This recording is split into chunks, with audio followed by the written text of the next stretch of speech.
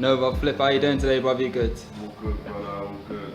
Guys, we'll come out here tonight to come catch you at your single launch party for My Addiction. I mean, can you tell us where we are and tell us what the occasion is?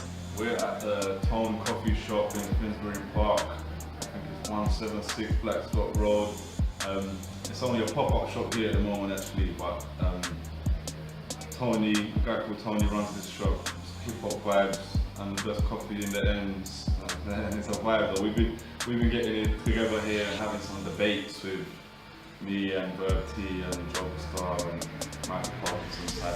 A lot of rappers getting together and debating some serious issues. And I had the single coming out today, so I thought, since this venue's here, why not get an intimate gathering together of people and family and friends and celebrate it.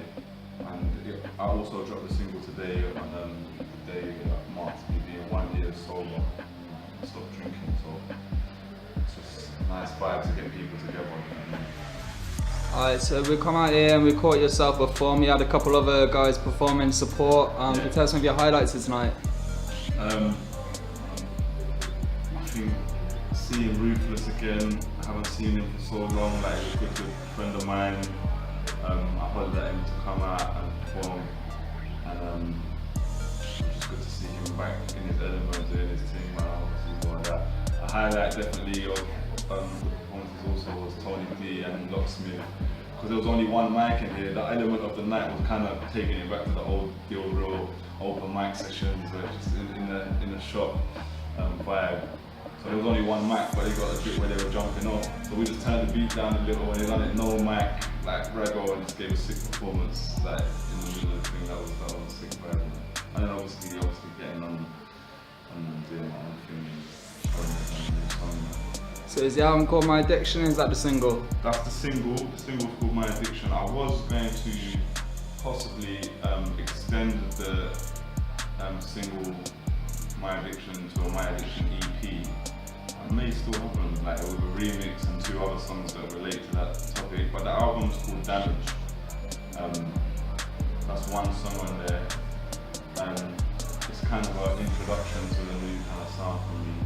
And the rest of the album's like on the song My Addiction, I'm talking about 3 different topics. I'm talking about quitting weed, I'm talking about quitting drink, and then I'm talking about family and some personal situations that's going on in my life.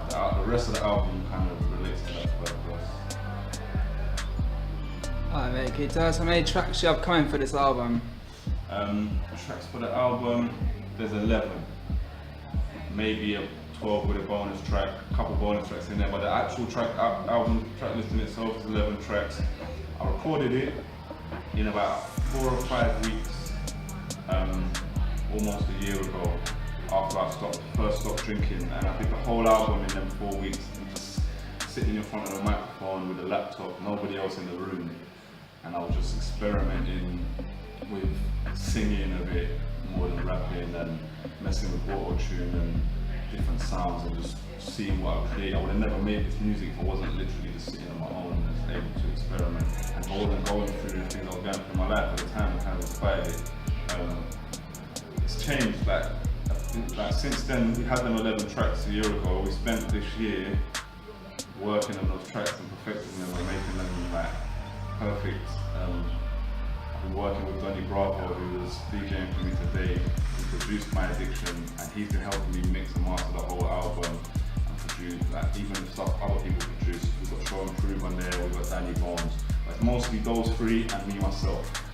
But I was bringing, like, I made a beat, one of the main singles, and then I brought it to Show and Prove. He added some drums, then Tony Bravo added some other bits, so it's like a proper collaborative kind of project. I kind of looked at it the way Kanye and then kind of make albums nowadays, and you see a lot of production producer credits on the one track.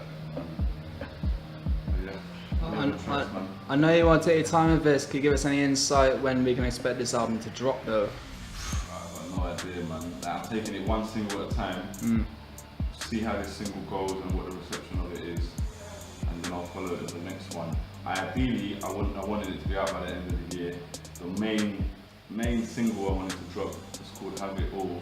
I wanted it to be out in the summer because it's got kind of a summer feel to it, but the way these things go, that's not probably going to happen. So like, that stuff pushed it back a bit. But I reckon definitely this year. Okay. Something. Aside from the music, I've seen you've been having some lively debates up on a Pyro Radio. The most recent was a debate on racism with Alex Dutty, and it looked pretty tense. I mean, what was the atmosphere like after the interview? You know what, like, the atmosphere after the interview probably was like much like better than the atmosphere while the interview was going in. It was like, everyone took a deep breath at the end and we shook hands. Like, it was all nice. But I mean, we had a little joke about it and it was cool, man. Like, I think if you watch the Facebook live video that's on my Facebook, like, there's a little extra part that probably isn't on the edited video, and you hear Alex Dutty once the mics are off go, right, and now we're never going to talk about that again, alright? Like, I'm done with this. And it's just like a moment of relief. And cool, man. Like, I've passed a little joke with him since it. I really don't agree with the things he's saying in it. I still don't. He's been commenting on the videos from some fake accounts, and I've been responding to some of those, and the debates continued a bit. But I think it was a really good thing.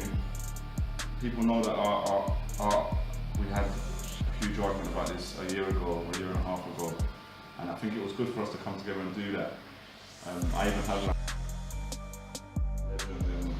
in this rap game say to me that they felt that it was really good, like a really important moment for hip hop, and that he thought it was handled really well, but he also felt that Alex came off good, that he came off better, like that he realised that he, in his opinion, that what Alex was saying was just his own opinion and that he wasn't really this monster that he had previously thought he was. So yeah, maybe it was good for Alex too. Okay, Nova, can you give us any final insights into what you have in store for the rest of 2016? For 2016, I'm just like, I feel like I've been on a roll for the whole year and I haven't even put out no music until today.